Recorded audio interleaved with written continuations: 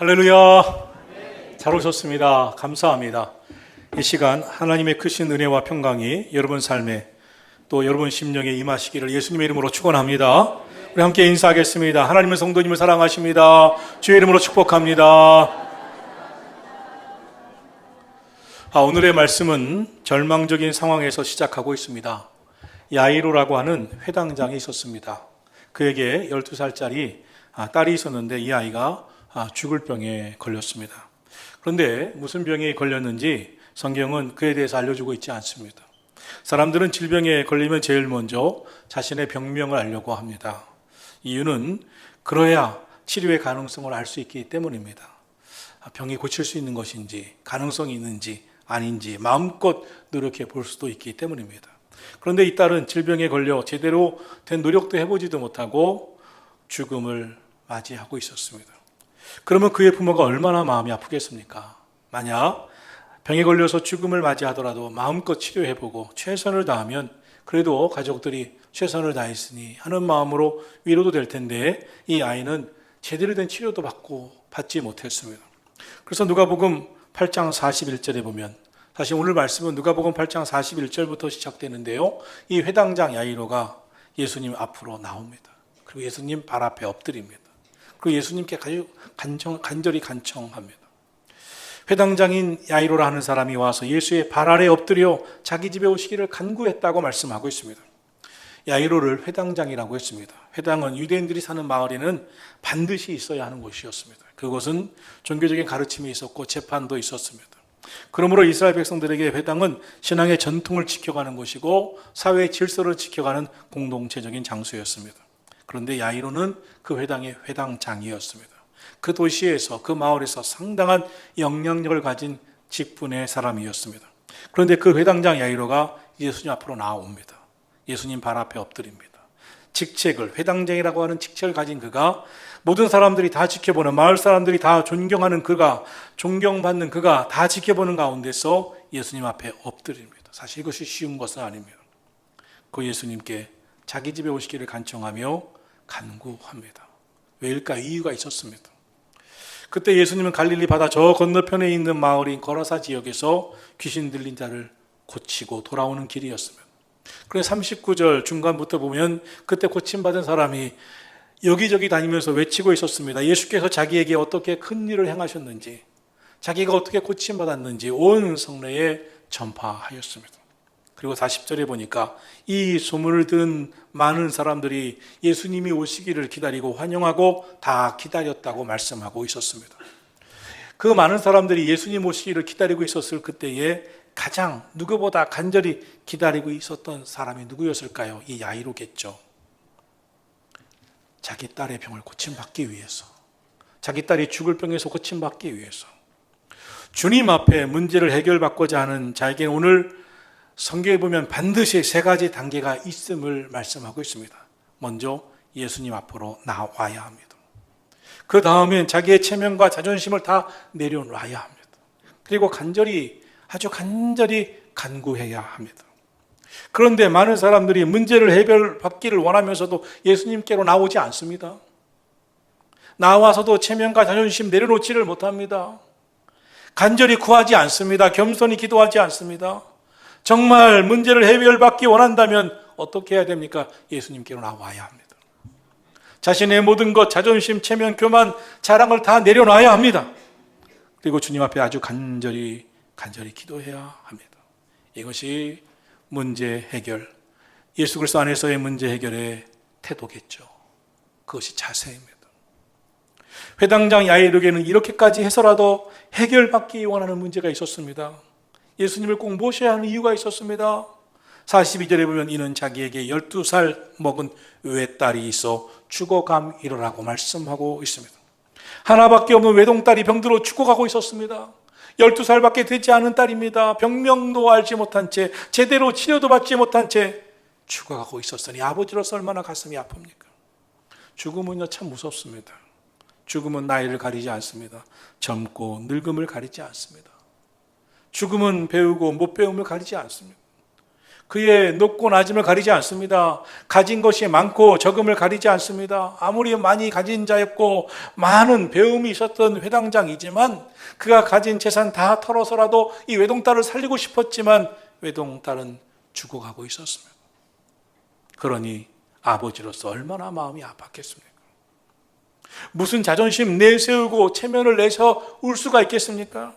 사랑하는 외동딸을 위해서는 무엇인들 못하겠습니까? 그래서 그는 예수님 발 앞에 수많은 사람들이 지켜보는데도 엎드렸습니다. 간절히 구합니다. 예수님 제발 오셔서 나의 딸을 고쳐주세요. 하나밖에 없는 딸입니다. 그 딸이 죽어가고 있습니다. 내 딸 주연으로 만지시고 안수하셔서 고쳐주소서. 여러분 인생에는 누구든지 참 절박한 상황이 찾아올 때가 있습니다. 그렇게 되면 그렇게 하지 않을 수가 없습니다. 그것이 정상적인 부모의 마음이고 정상적인 사람의 마음입니다. 자녀가 그렇게 고통당하는데 자신의 체면을 내세울 그런 게 어떻게 부모가 되겠습니까? 예수님은 이 간구를 들으시고 말없이 야이로를 따라 그 집을 향해 가셨습니다. 42절 후반부에 보면 예수께서 가실 때 무리가 밀려들었다고 했습니다. 예수님이 내가 가리라 고쳐주리라 하지 않으셨지만 예수님은 그와 함께 발걸음을 동행하며 그 집으로 가고 계셨습니다. 오늘 저와 여러분이 기도할 때도 주님이 아주 분명한 목소리로 내가 응답하리라 내가 너와 함께하리라 하지 않으셔도 우리의 간절한 간구에 주님은 찾아오셔서 내게 함께해 주시고 나와 동행하시고 우리의 기도를 들으시고 응답하고 계심을 믿으시기를 예수님의 이름으로 축원합니다. 마을의 회당장입니다. 많은 사람들이 보는 앞에서 예수님 발 앞에 엎드렸습니다. 예수님께 간구하고 우리 집으로 오셔서 내 딸을 고쳐달라고 했습니다. 그때 예수님이 그 집을 그와 동행하면서 따라갔습니다. 그러니 얼마나 많은 사람들이 그것을 보면서 우리 구경 한번 해보자고 따라갔겠습니까? 수많은 사람들이 회당장과 예수님을 따라 가고 있었습니다. 그때 갑자기 또 다른 여인이 등장합니다. 12년 동안 혈루증 앓았던 여인, 12년 동안 피가 멈추지 않고 계속 흐르는 병에 걸린 여인이었습니다. 이 여인은 12년 동안 자그마치 12년 동안이나 고생을 했습니다. 성경에는 이 여인이 병을 고치기 위해 수없이 애를 쓰고 많은 돈을 다 허비했다고 했고 많은 의원을 찾아갔다고 했습니다. 그런데 오히려 돈은 다 써버리고 병은 악화되고 말았습니다. 참 이런 일들을 당하는 분들이 적지 않죠. 애를 쓰면 쓸수록 늪 속에 빠져버리는 것처럼 상황이 더 악화되는 경우들이 있는 사람들이 있죠. 이 여인의 심정이 어떻겠어요? 이제는 돈도 다 떨어졌고 더 이상 의원을 찾아갈 의원도 없습니다. 무엇을 해야 하겠습니까? 이 여인 실망했습니다. 절망했습니다. 더군다나 성경에 보면 그를 돕는 가족도 없어 보입니다. 옷도 새 옷으로 갈아입지 못했을 것이고 빨래도 제대로 못했을 것이고 몸에는 오랜 동안 흐르는 피로 인하여 냄새도 났을 것입니다. 얼굴 동안 계속해서 하혈을 했기 때문에 창백해질 정도로 창백했을 것입니다. 이런 그녀에게 아무도 그를 지켜줄 리가 없었으며 그의 인생은 절망이죠. 그런데 이 여인이 하나의 희망을 붙듭니다. 예수 그리스도입니다. 그리고 예수님을 생각합니다. 예수님을 생각하면서 마음속으로 예수님의 옷자락이라도 붙잡아 보고 싶다는 마음이 듭니다. 예수님께 가까이 되겠다. 예수님께 가까이 가야겠다. 예수님의 옷자락이라도 붙잡아 대야 되겠다. 이 여인이 예수님 앞으로 오는 길에 수많은 사람이 있었을 것이고 그녀의 몸에서는 악취가 났을 것이고 사람들은 인상을 쓰고 소리를 질렀을 것이고 좀처럼 자리를 내어주지 않았을 것입니다. 그럼에도 불구하고 여인은 예수님 만나보고 싶은 강한 열정으로 사람들의 배척을 받았음에도 불구하고 그 사람들 틈을 끼어 헤집고 예수님 앞으로 가까이 갔습니다. 왜일까요? 끊임없이 여인의 마음속에 내게는 예수님의 옷자락만 잡아도 내 병이 나을 것이라고 하는 마음이 믿음이 생겼기 때문입니다. 사랑하시는 성도 여러분, 여러분에게도 이 마음이 생겨나시기를 축원합니다.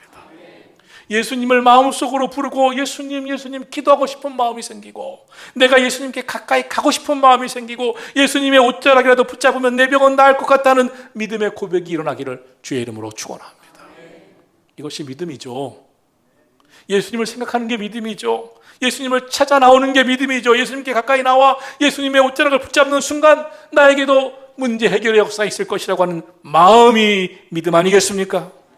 결국 여인은 예수님께 가까이 가 예수님의 옷자락을 붙잡습니다. 그 순간 12년을 흐르던 피가 멈춰섭니다. 그때 46절에서 예수님이 말씀하십니다. 예수께서 이르시되 내게 손을 댄 자가 있도다. 내게서 능력이 나갔노라. 12년을 괴롭힌 병이 고침받았습니다. 얼마나 놀라운 일입니까? 이 모든 사실을 주님이 아셨습니다. 주님에게서 능력이 나가셨기 때문입니다. 48절입니다. 예수님은 그 여인을 알아보시고 이르시되 딸아, 내 믿음이 너를 구원하였으니 평안히 가라 하시더라. 다른 사람은 몰랐습니다. 그 능력이, 이 여인의 치유가 어떻게 일어났는지 아무도 몰랐습니다. 이해도 못했을 겁니다. 제자들조차도. 그러나 예수님은, 치료받은 여인은 두루 알았습니다. 여인의 몸에 변화가 일어났기 때문입니다. 예수님에게 능력이 나갔기 때문입니다. 여인은 두려움에 떨면서 예수님 발 앞에 왔습니다. 47절에 이렇게 고백합니다. 여자가 스스로 숨기지 못할 줄 알고 떨며 나와 엎드려 그 손댄 이유와 곧 나은 것을 모든 사람 앞에서 말하니라. 할렐루야. 구원받고 천국 갈 그리스도인은 이런 삶을 살아갑니다. 하나님의 말씀이 내게 들어옵니다. 그때 내 마음을 변화시킵니다. 소망이 생깁니다. 심령에서 소망이 생기고 믿음이 생깁니다. 생명이 움틀거립니다. 그리고 주님을 붙잡습니다. 그 순간 치유가 일어납니다. 그리고 그 사실을 고백하고 싶습니다. 간증하기를 원합니다. 여러분 안에도 이러한 일들이 일어나기를 예수님의 이름으로 축원합니다. 오늘도 여러분 속에 일어나고 있는 변화들을 주님께 고백하세요. 주님, 나에게 믿음이 생겼습니다. 내게 변화가 생겼습니다. 나도 기도하고 싶은 마음이 생겼습니다. 나의 몸과 마음에 주님의 은혜가 흐르고 있습니다. 주님, 내게 기적이 일어났습니다. 오늘 여러분의 입술도 간증하는 입술이 되시기를 주의 이름으로 축원하십니다. 그런데 그 사이에 문제가 생겼어요. 예수님이 혈루병 걸린 여인을 고쳐주는 사이에 회당장 야이로의 딸이 죽었대요. 마태복음 10장 29절 이하는 이런 말씀을 하고 있습니다. 참새 한 마리도 하나님 아버지께서 허락하지 아니하시면 땅에 떨어지지 아니하리라. 너에게는 머리털까지 다 세심 받으신다니 두려워하지 말라. 너희는 많은 참새보다 귀하니라. 이것이 성경이 말씀하는 이치인데, 어떻게 예수님이 혈루증 앓은 여인을 치유하는 가운데 그 딸아이가 죽나 말입니까? 어떻게 이런 일이 일어날 수 있어요? 그럼 예수님은 이 사건을 통해서 뭔가를 말씀하시려는 거 아니겠어요? 이 아이가 죽는 걸 뻔히 아셨던 전능하신 주님께서 이 아이가 죽는 것을 그대로 방치하셨겠어요? 이 사건은 무엇을 우리에게 말씀하려고 하시는 것일까요? 첫째로 하나님의 시간이 있다는 거예요. 하나님의 때가 있다는 거예요.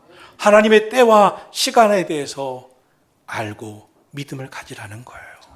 49절 다 같이 이 말씀을 보겠습니다.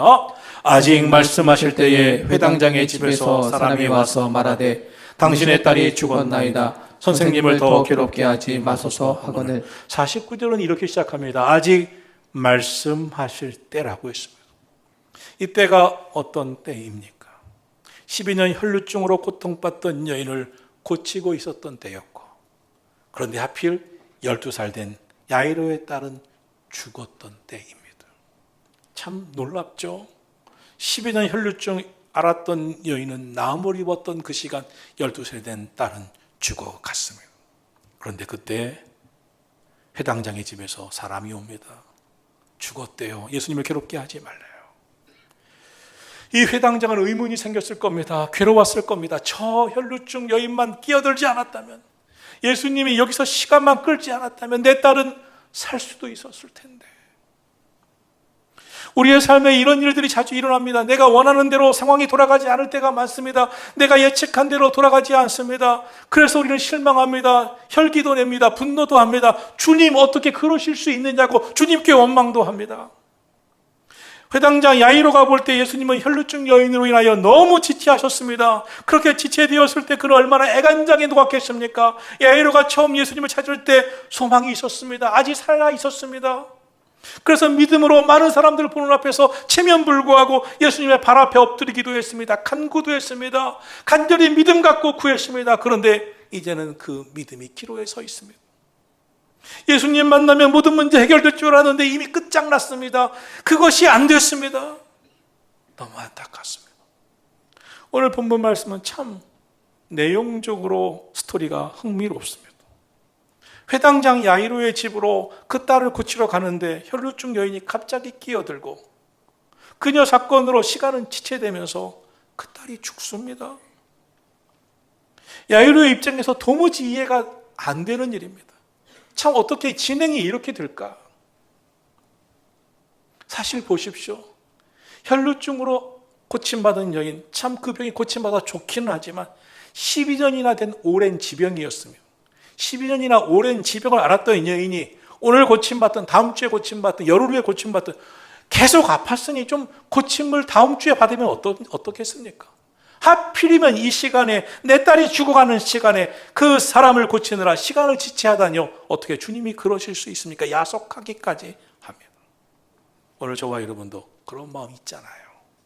그런 생각 들잖아요. 내 문제가 먼저지. 저 사람 때문에 내 문제가 뒤로 물리는 게 맞는 거야 할 때가 있죠. 그래 여러분, 카이로스, 하나님의 때라는 게 있어요. 하나님의 때가 오기 직전이 가장 힘들어요. 하나님의 때가 오기 직전이 가장 절망하고 의심하고 불신합니다. 아무것도 모르고 그 때가 응답이 오기 전이니까 내가 한없이 미래를 알 수 없으니까 괴로운 겁니다. 의심하고 불신하는 겁니다. 그러나 여러분, 하나님은 가장 정확한 하나님의 때 역사하심을 믿으시기를 축원합니다. 거기에 놀라운 주님의 계획이 있었습니다. 예수님은 이 일을 통하여 야이로에게, 제자들에게, 오고 오는 모든 믿음의 사람들, 심지어 우리들에게도 말씀하고 싶은 것이 있었습니다. 이 일을 통해서 예수님께서 보여주시고자 하는 것이 있었습니다. 여러분, 주님이 늦으면 늦으시는 이유가 있습니다. 주님은 의미 없이 행동하시는 분이 아니십니다. 주님의 응답이 늦으면 응답이 늦는 이유가 있습니다. 때때로 하나님이 아무것도 하시지 않는 것처럼 나의 그런 간절한 기도에 왜 응답해 주시지 않고 있을까라고 생각할 때도 있습니다. 그렇게 보일 때도 있습니다. 그러나 우리는 모든 일 속에 하나님의 그 크신 구원의 계획이 다 있음을 신뢰해야 합니다. 이때 어떤 믿음, 어떤 자세, 어떤 태도로 어떻게 반응하느냐가 너무나 중요합니다. 많은 사람들이 은혜와 복을 받을 만한 순간, 그 시점에 그 때가 다가왔는데 이때 어떻게 반응하는지, 어떻게 태도를 취해야 될지, 어떻게 신앙의 자세를 가져야 할지 모르고 은혜와 복을 걷어차는 경우들이 얼마나 많은지 모릅니다. 인간은 시간의 지배를 받습니다. 바로 앞에 닥친 상황, 너머를 모릅니다. 한치 앞도 내다볼 수가 없습니다. 그래서 시험에 듭니다. 잠시 후에 역사가 나타나는데 그것을 모르고 고통하며 절망합니다. 예수님의 제자들, 예수님이 십자가에서 처형당하셨을 때 사흘만 참으면 부활하십니다. 그런데 그걸 몰랐어요.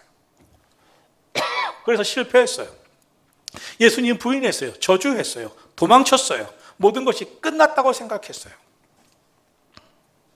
만약 그들이 사흘만 기다리자 했으면 부인했겠어요? 저주했겠어요? 도망쳤겠어요? 끝장이라고 생각했겠어요? 아니죠. 시간의 주인이신 하나님을 신뢰하시기를 축원합니다. 그리스도인이 함부로 말하지 말아야 할 게 있습니다. 끝장났다, 끝이다. 이거는 그리스도인의 입에서 나올 말이 아닙니다. 뜻이 있겠지, 하나님의 역사하심의 기회가 있겠지, 하나님이 계획하신 뜻이 있겠지. 믿자. 전도서 3장 1절은 말씀합니다. 범사의 기한이 있고 천하만사가 다 때가 있나니 라고 했습니다. 여러분, 성경은 아주 분명하게 말씀합니다. 천하만사가 다 때가 있다. 그러므로 믿음 가지고 오늘도 기도하시고 하나님의 때에 정확하게 응답하실 주님을 신뢰하시기를 예수님의 이름으로 축원합니다. 시간을 이해하지 못하고 하나님의 때를 이해하지 못하기 때문에 사람들은 낙심합니다. 믿음이 있다고 하면서도 절망합니다. 하나님의 때를 기다리지 못합니다. 우리의 시간을 우리 마음대로 조정하려고 해서 우리는 우리의 삶은 실패할 때가 많습니다. 시간을 내 마음대로 조정해서 내가 이렇게 해볼 거야 하면 안 되는 거예요. 되지도 않습니다. 더 절망할 수밖에 없습니다. 잠언서 16장 19절을 말씀합니다. 사람이 마음으로 자기의 길을 계획할지라도 그 걸음을 인도하시는 분은 누구시다? 여호와 하나님이시니라. 할렐루야. 하나님을 끝까지 믿으시기를 예수님 이름으로 축원합니다. 마태복음 24장 36절을 말씀하죠. 그날과 그때는 아무도 모르나니 하늘의 천사들도 아들도 모르고 오직 하나님 아버지만 아시느니라. 시간은 오직 하나님만이 통제하십니다. 그러므로 주님께 맡기시기를 축원합니다. 모든 것 주관하시는 주님을 믿고 나가시기를 축원합니다. 하나님을 믿고 기도하며 기다린 자를 결코 실망시키지 않으심을 믿으시기를 축복합니다. 둘째로 두려워하지 말고 믿기만 하라고 말씀하셨습니다. 50절 말씀 다 같이 보겠습니다. 예수께서 들으시고 이르시되 두려워하지 말고 믿기만 하라. 그리하면 딸이 구원을 얻으리라 하시고. 절망할 수밖에 없을 때 필요한 게 무엇입니까? 믿음이죠. 믿음은 절망을 거부합니다. 진짜 믿음이 무엇입니까? 모든 상황이 끝났다고 생각하는 그때 여전히 믿음으로 끝까지 기도하는 것이죠. 왜냐하면 인간의 끝이 하나님에게는 시작이 될 수 있기 때문입니다. 내가 약할 때가 곧 강함이고 나에게는 끝이라고 하는 그 시간이 하나님이 역사하기 시작하는 시간인 줄 믿으시기를 축원합니다. 사람들을 보면 언제 기도하십니까? 사업이 좀 어려움을 겪고 있을 때 기도하시죠. 그러나 사업이 부도가 났다, 실패가 났다면 기도를 중단합니다. 끝났다는 거죠. 자녀가 대학 진학을 해야 할 때 참 어렵지만 기도하죠. 그러나 대학을 진학을 못하면 기도를 중단합니다. 안 됐다는 것이죠. 끝장이라고 하는 것이죠. 그러나 모든 사람이 끝장이다라고 말할 때도 계속 믿음 잃지 않고 기도하는 게 믿음입니다. 그래야 역전의 역사가 나타납니다. 하나님이 새로운 때 더 놀라운 일들로 축복해 주심을 믿으시기를 축원합니다. 사탄은 언제나 이렇게 말합니다. 너는 끝장이야. 이제는 기도해도 소용이 없어. 기도하다가 그 문제가 원하는 대로 해결되지 않으면 모든 것을 이렇게 생각하게 하면 넌 끝장이야. 기도하는 것도 포기해야 돼. 기도한다고 되겠어? 그런데 그 말을 곧이곧대로 듣는 교인들도 있습니다. 믿음은 그렇지 않습니다. 회당장의 집에서 온 사람이 이제는 끝났습니다. 예수님 오셔도 무의미합니다. 상황은 끝입니다. 그렇게 말했지만 예수님은 뭐라고 말씀하십니까? 두려워하지 말고 믿기만 하라. 믿으면 내 딸이 구원을 얻으리라. 하나님의 말씀을 들으시기를 축원합니다. 두려워하지 말고 믿기만 하라 하는 이 말씀은 끝났다는 불신앙의 소리에 귀 기울이지 말고 그 소리에 마음 빼앗기지 말고 여전히 믿음 가지고 기도하라고 하는 말씀인 줄로 믿습니다. 믿음 생활하면서 가장 큰 장애물이 뭡니까? 두려움입니다. 염려입니다. 크고 작은 많은 두려움들이 우리의 신앙을 방해합니다. 믿음의 주여 온전케 하시는 주님을 바라보지 못하게 만듭니다. 여러분 하나님을 의지하시기를 축원합니다. 오늘 우리에게 크고 작은 두려움이 얼마나 많이 있습니까? 그런데 그 두려움이 우리의 믿음을 방해하는 거 알고 계십니까? 두려움은 믿음으로 전진하지 못하게 나갑니다. 믿음으로 전진하지 못하게 나아가지 못하게 만듭니다. 두려움은 우리의 믿음을 회방합니다. 전진하고 기도하고 매달리지 못하게 합니다. 그래서 하나님은 기드온의 300 용사를 선발할 때 두려워 떠는 자는 다 보내라. 왜냐하면 두려움을 가진 자는 믿음으로 나아가지 못하기 때문입니다. 오늘도 함께 믿음으로 살아가야 할 주의 백성들 가운데 두려움이 있어서 걱정만 하고 염려만 하고 두려움만 이야기하는 분들도 있습니다. 하나님이 나와 함께 하신다는 임마누엘의 믿음을 가지시기를 축원합니다. 그때 두려움은 사라집니다. 회당장 야이로에게 믿음을 주님이 요구하신 이유가 있습니다. 왜냐하면 믿음이야말로 하나님께서 역사하실 수 있는 유일한 능력의 통로가 되기 때문입니다. 믿음대로 될지어다. 믿음대로 될지어다. 내가 믿은 대로 될지어다. 믿음만이 하나님이 역사하실 수 있는 유일한 통로입니다. 저와 여러분의 믿음이 주님의 장성한 분량에까지 자라가시기를 축원합니다. 가이드 포스트지라고 하는 신앙 잡지가 있습니다. 거기에 알렉산더 플루무어라고 하는 사람의 간증이 있었습니다. 65세가 되도록 건강했던 그가 어느 날 갑자기 아파 병원에 갔는데 전립선 암이라고 했습니다. 그는 가슴이 무너졌습니다. 왜냐하면 자신의 아버지가 그 나이쯤에 전립선 암으로 2달 만에 선고받고 돌아가셨기 때문입니다.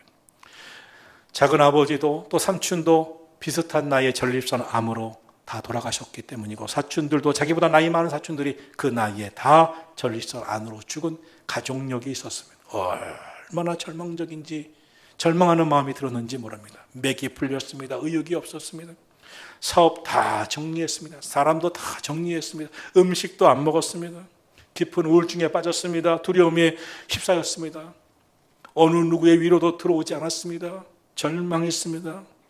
그때 그는 믿음의 사람이기 때문에 하나님께 기도하는데 낫게 해달라고 하는 소리가 나오지 않았습니다. 하나님, 사람이 한 번 죽는 것은 정해진 것이기에 죽게 하시겠지만 지금 죽어도 너무 무섭고 두려우니 무섭지 않게, 두렵지 않게 데려가 주십시오. 이 무서움과 두려움만은 거두어 주십시오. 행복하고 평안하게 죽을 수 있도록 준비시켜 주십시오. 이 두려움을 거두어 가주십시오. 이 하나의 기도 제목을 가지고 기도했습니다. 죽을 준비하겠습니다. 두려운 마음, 무서운 마음만 거둬가 주십시오. 그런데 어느 날 두려움이 사라졌어요. 기도하다가 정말 하나님이 두려움을 거둬가셨어요. 죽어도 주님 만난다는 소망이 생겼어요. 두려움의 공포가 사라지고 하나도 무섭지 않았어요. 그래, 죽음 맞이하지. 그러는 사이에 이상하게 밥이 들어갔어요. 먹고 싶은 식욕이 생겼어요.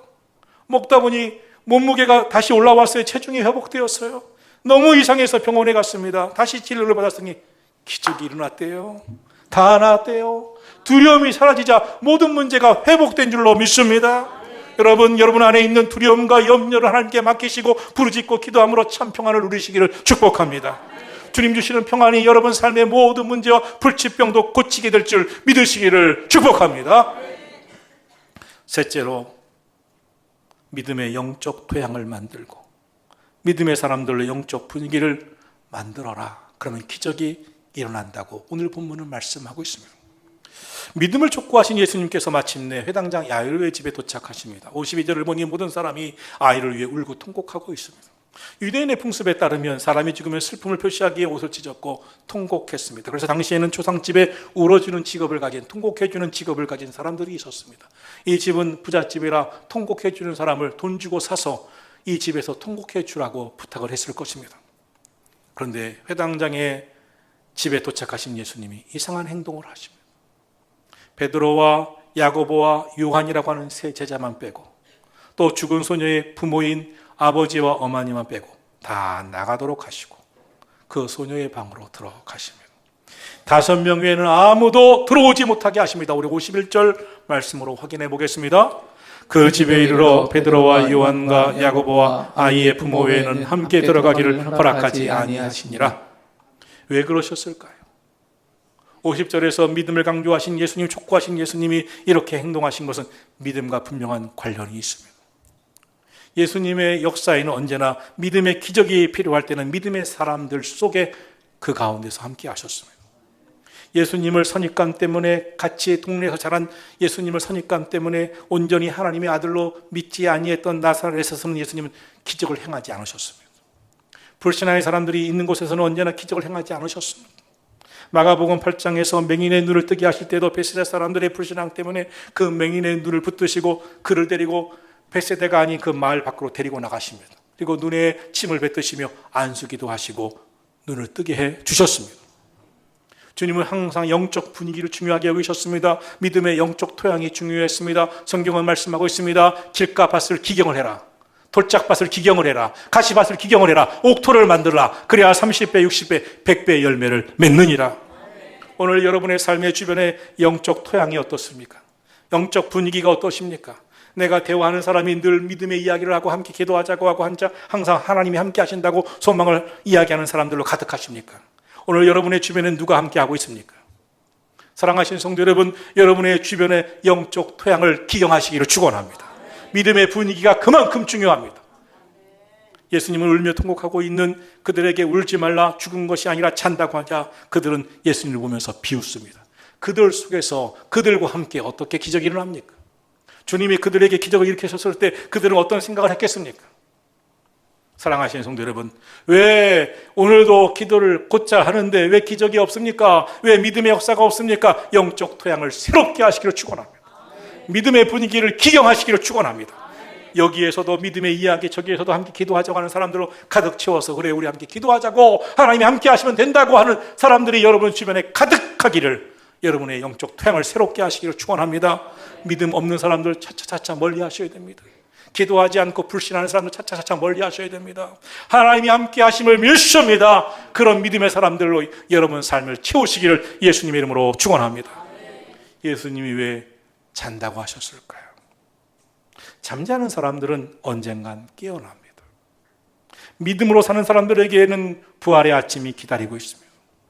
사람들은 비웃었지만 그들은 죽음은 모든 것이 끝장이라고 생각했고, 우리 주님은 죽음은 다시 깨어나는 부활의 소망으로 연결된다고 생각하셨기 때문입니다.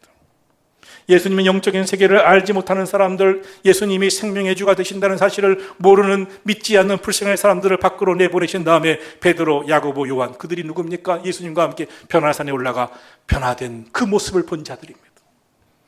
그들과 이 아이를 향해 간절히 살아나기를 소망하는 그 아버지, 어머니, 부모만 데리고 그녀의 방으로 들어갑니다. 이 소녀는 창백한 가운데 누워 있었을 겁니다. 손과 발은 찼을 것입니다. 예수님이 그 아이의 손을 붙잡으십니다. 54절을 말씀합니다. 예수께서 아이의 손을 잡고 불러 이르시되 아이야 일어나라.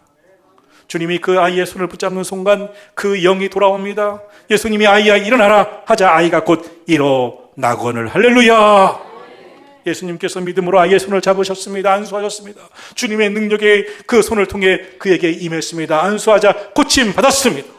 마가복음 16장 18절을 말씀합니다. 병든 자에게 손을 얹은 즉 나음을 얻으리라. 베드로와 요한이 성전 미문에 앉아 구걸하던 사람에게, 앉은 맹이 된 자에게 이렇게 말합니다. 은과 금은 내게 없거니와 내게 있는 것으로 내게 주노니 곧 나사렛 예수의 이름으로 일어나 걸어라. 명령하며 오른손을 잡아 그 손을 잡아 일으키니 발과 발목이 힘을 얻고 일어서니라. 주님 오늘도 당신의 피 묻은 손으로 저와 여러분의 머리에 안수하시고 새해 부어주시기를 원하시는 줄 믿으시기를 축원합니다. 예수님 말씀하십니다. 일어나라. 소녀가 일어났습니다. 영이 돌아왔습니다. 살아났습니다. 성경은요, 죽음을 영과 육체의 분리요, 다시 부활하는 것을 육체의 영이 돌아오는 것으로 말씀합니다. 살아났습니다. 예수님이 누구십니까? 생명의 주가 되십니다. 오늘 그분이 말씀하십니다. 두려워 말고 믿기만 하라. 오늘도 여러분 마음에 두려워하지 말고 믿음을 가지시기를 축원합니다. 일어나라. 여러분 절망과 근심과 좌절 속에서 일어나세요. 두려워하지 마세요. 믿음 가지세요. 다시 기도의 무릎을 꿇으세요. 다시 믿음의 주에 온전케 하시는 주님을 바라보세요. 믿음은 바라는 것들의 실상입니다. 좌절하셨나요? 넘어지셨나요? 포기하셨나요? 예수님 앞에 나오십시오. 부르짖어 기도하십시오. 여러분 마음에 두려움을 떨쳐버리십시오. 믿음을 가지십시오. 일어서십시오. 기도하십시오. 주님께서 새 힘을 부어주실 줄 믿으시기를 축원합니다. 기도하겠습니다.